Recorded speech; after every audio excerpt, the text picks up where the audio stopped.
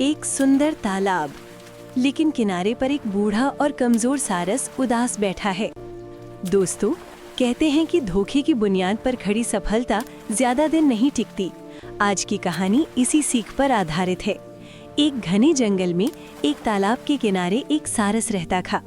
जवानी में तो वो आसानी से मछलियों का शिकार कर लेता था, लेकिन जैसे जैसे समय बीता वो बूढ़ा और कमजोर हो गया। अब उसमें इतनी ताकत नहीं बची थी कि वो फुर्तीली मछलियों को पकड़ सके। भूख के मारे उसकी हालत खराब होने लगी थी। उसे लगा कि अगर जल्द ही कुछ नहीं किया तो वो भूखा मर जाएगा।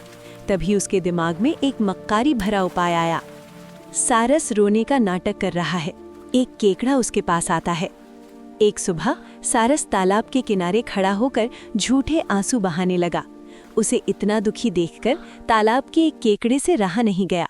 उसने पास आकर पूछा, क्या बात है चाचा, आज आप शिकार नहीं कर रहे बल्कि इतने उदास क्यों हैं? सारस ने एक गहरी सांस ली और अपने झूठ का जाल फेंका। उसने कहा, बेटा, आज मैंने एक बहुत बुरी खबर सुनी है। कुछ लोग बातें कर रहे थे कि वे इस तालाब को मिट्टी से भर देंगे और यहाँ खेती करेंगे। अगर ऐसा हुआ तो तुम सब मारे जाओगे। बस इसी बात से मेरा दिल बैठा जा रहा है।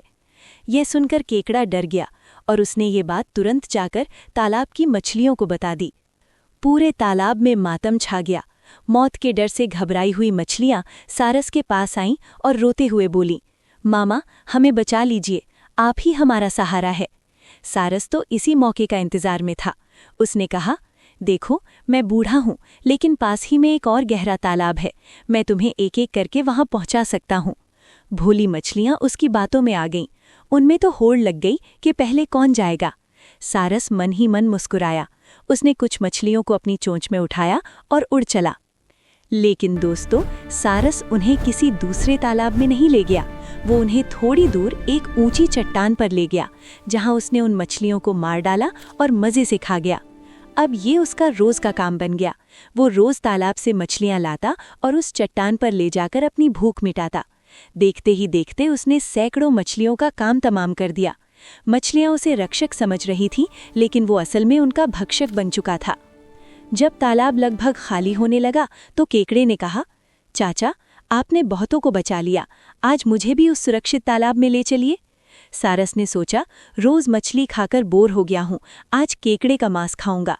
उसने लालच में केकड़े को अपनी गर्दन पर बैठा लिया और उड़ चला। जब वे उस चट्टान के पास पहुंचे तो केकड़े ने नीचे देखा। वहां कोई तालाब नहीं था, बल्कि पत्थरों पर मछलियों की हड्डियों का ढेर लगा हुआ था। केकड़ा समझदार था। उसे समझते देर नहीं लगी कि सारस ने सबको धोखा दिया है और अब उसकी बारी है।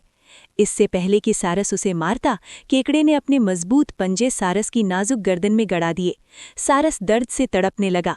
उसने केकड़े को गिराने की कोशिश की, लेकिन केकड़े ने उसकी गर्दन तब तक नहीं छोड़ी जब तक सारस के प्राण नहीं निकल गए। दुष्ट सारस अपने ही कर्मों की सजा पाकर मर गया। केकड़ा किसी तरह वापस तालाब पहुंचा और बची हुई मछलियों को सारी सच्चाई बताई। दोस्तों, इस कहानी से हमें ये सीख मिलती है कि धोखेबाजी का व्यापार सदा नहीं चलता। जो दूसरों का बुरा सोचता है, अंत में उसका हश्र सारस जैसा ही होता है। अगर आपको ये कहानी पसंद आई हो तो वीडियो को लाइक करें और चैनल को सब्सक्राइब करें। धन्यवाद।